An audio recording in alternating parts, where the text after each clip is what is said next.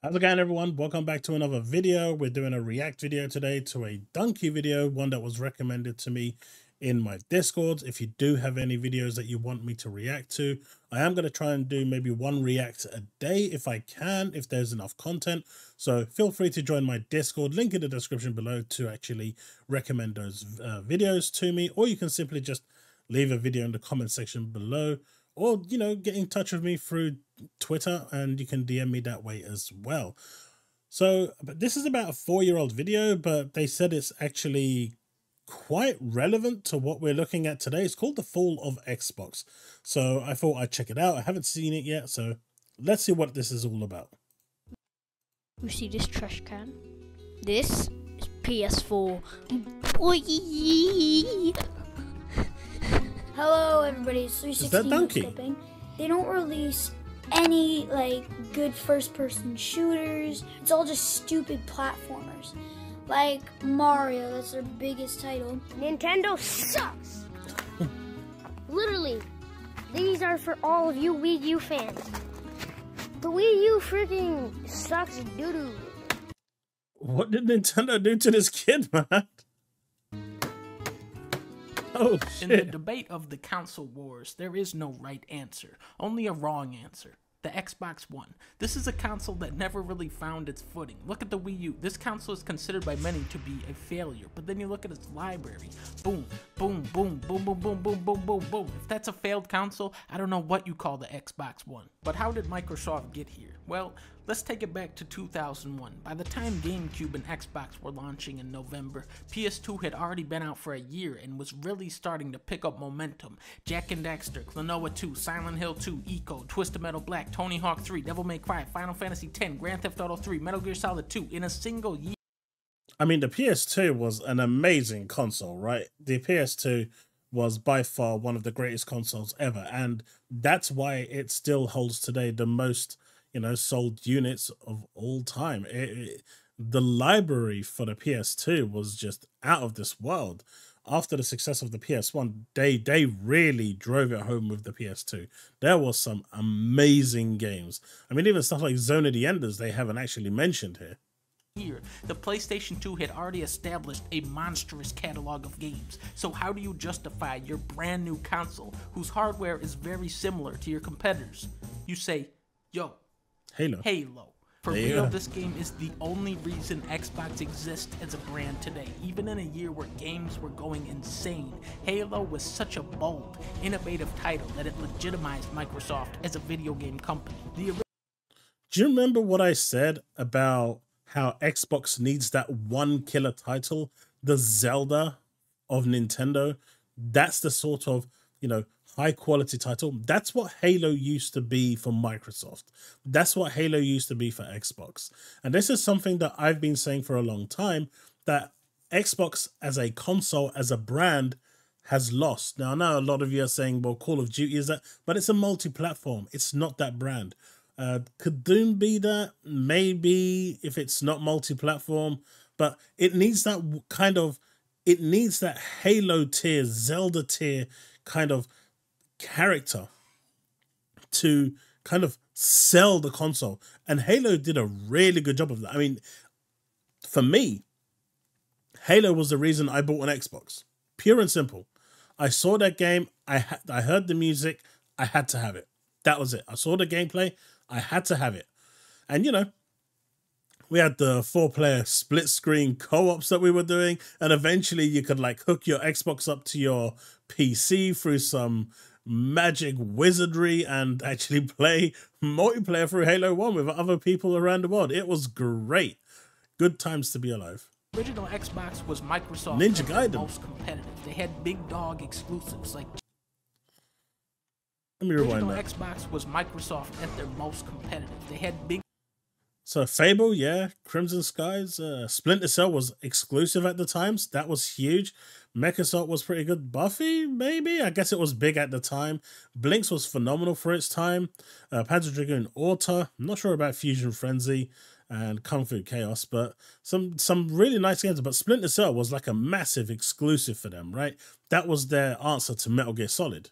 big dog exclusives like Jet Set Future, Knights of the Old Republic, Knights of the Old Republic, Morrowind, Jade Empire, Ninja Riddick, Oddworld. My God, Chronicles Riddick, Escape from Butcher's Bay is a phenomenal game. I don't know how it holds up today, and I don't know if it's available on the Xbox Boost, but if it is, and it actually works and you can actually play it, I highly recommend it. It doesn't overstay its welcome to the point where I remember when I actually got to the point where I thought the game should end. I remember it's like an 8-hour game. It actually did end, and you know what?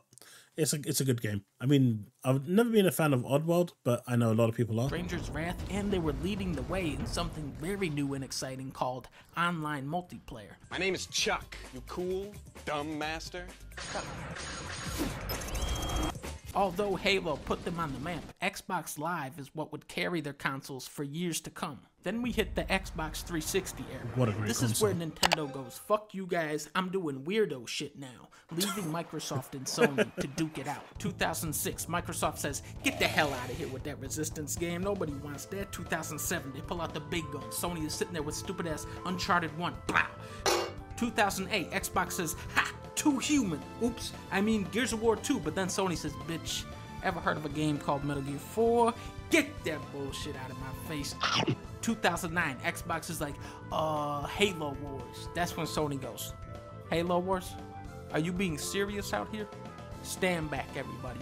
I'm about to end this company's whole career. Boom. Uncharted 2. Now, do you see what is happening here? The big franchises on both of these consoles are cover-based third-person shooters, except where Gears and Halo start to stagnate. Naughty Dog continues to reinvent itself with each game. And it did, you know, Uncharted was a fantastic game. I didn't really mind the cover shooting from Gears of War. I wouldn't really say Halo is a cover shooter, but, you know, by the time we got to Halo 3, it was starting to get more of the same. The ending to Halo 2 was highly disappointing. Not even the boss at the end. But I could see it, and this is why, you know, the 360 had such a phenomenal launch. But it lost, you know, it lost steam, it lost pace towards the end.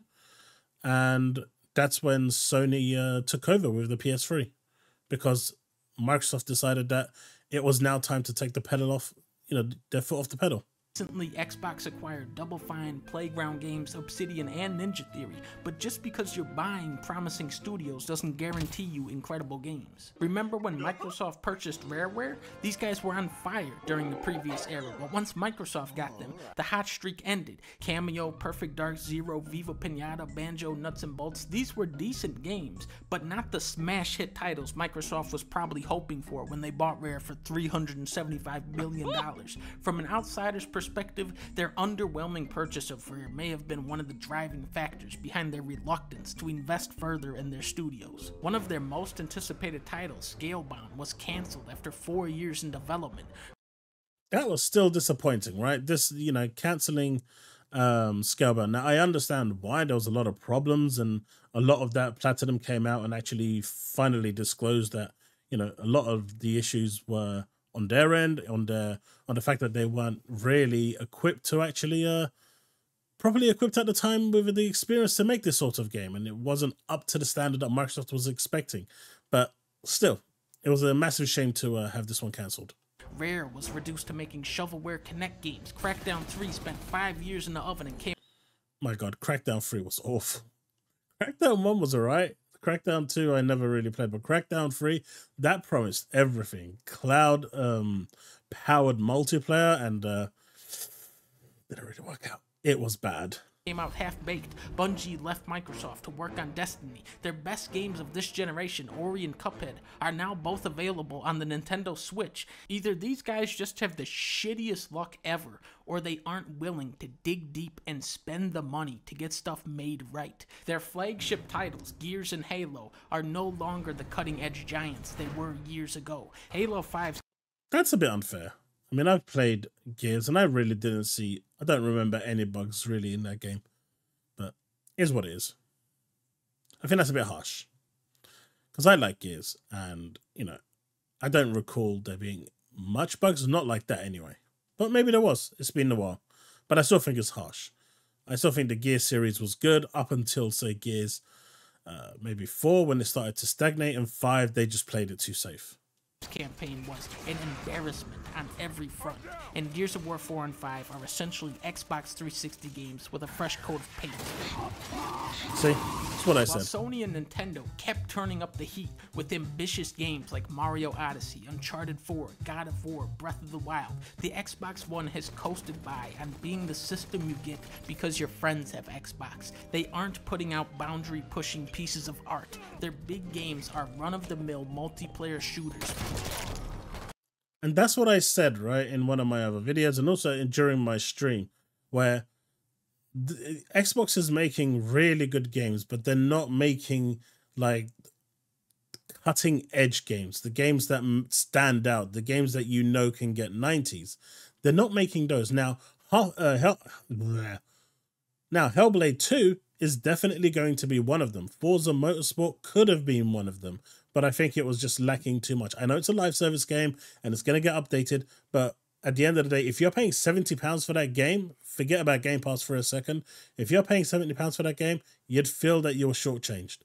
With Starfield, I don't feel you'd feel you're shortchanged, but I also feel like it, you know, for what it is, the scope of the game that it is, it's amazing. But it probably, I think, misses that £70 mark for a cutting edge game, and probably around £60. But what the point I'm getting at is that Xbox is playing it safe. They're kind of going for what appeals to the masses more than delivering that cutting edge AAA, you know, photorealistic game. I think Hellblade 2 is one of the first few games that are going to be in that field of it. I'm not going to cover racing games because they generally always look photorealistic, but I'm also expecting Gears to, you know, Gear 6 to be up there. I'm hoping Blade is going to be impressive as well, but they need that sort of game. They need more of those games that basically sell the console. They need more of those games where the casual gamer, when they turn around and go, man, that looks amazing. And it's just graphics, right? Just graphics. That looks phenomenal. I want that because graphics sell. And that's, I know a lot of people say graphics don't matter and it's all about the gameplay. And I'm actually inclined to agree with you. But if you want your platform to sell, turn heads, and, you know, be appreciated, you need that level of quality. An example I'll use is my brother's, back in the day, he had a Peugeot 205 GTI. It was a 1.9. And, you know, compared to a BMW M-Power, you'd think it's nothing. But in a one-to-one race, he could actually hold his own with them and actually keep up because he modified it so much. But if you went somewhere to, you know, like a party or something, if you turned up in a brand new BMW M-Power, it's going to turn a lot of heads. If you turn up with a Peugeot 205, even though it's fully kitted out, modified and everything, it's not going to turn the same heads as a BMW will. At least back in those days. Maybe now BMW doesn't have the same prestige it did back then, but you get the point I'm making. It kind of needs to look the part as well as play the part, but in order to turn the heads, it needs to look the part. And Hellblade right now for Xbox, or Hellblade 2, is that game. So what is the point of the Xbox One? It's a coffee table. Microsoft is hitting the reset button. They are saying, forget about this. That never happened. Xbox Scarlet. This is the future. Why would anybody buy this? Yo, Halo Infinite. You got an all-new engine. You got 343 Industries. You got 120 frames per second. You got a trailer of a man talking. You got the creative director getting fired a year before the game is set to release. As much as I would love to see a groundbreaking Halo game, all signs are pointing to Infinite just being another in a long line of disappointments. And with Death Stranding and Last of Us 2 right around the corner, you have to wonder, how long does Xbox have left to turn it around? Why does the PS4 still have no games? The Xbox has like more compelling exclusives. I mean, it's got a Halo game, it's got Crackdown. I mean, it's gonna have that new Platinum Games game. It's got Sunset Overdrive. I mean, what's the PS4 have? Knack.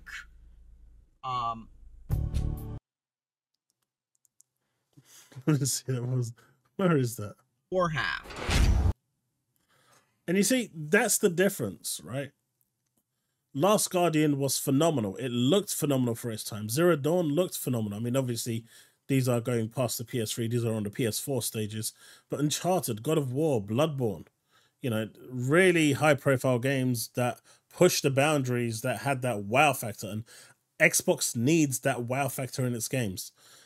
I feel Hellblade is going to be the first of many, but they kind of need those games that will be exclusive to the platform, that will turn heads and say, you know what, that actually looks really good. I want it. Because not everyone's going to have a PC. Not everyone wants a PC to game. People love the fact that they can just buy a set-top box as a console, plug it in, and off you go. The convenience alone is enough for them. Obviously, you've got the cloud as well, but, you know, that convenience is what will push consoles.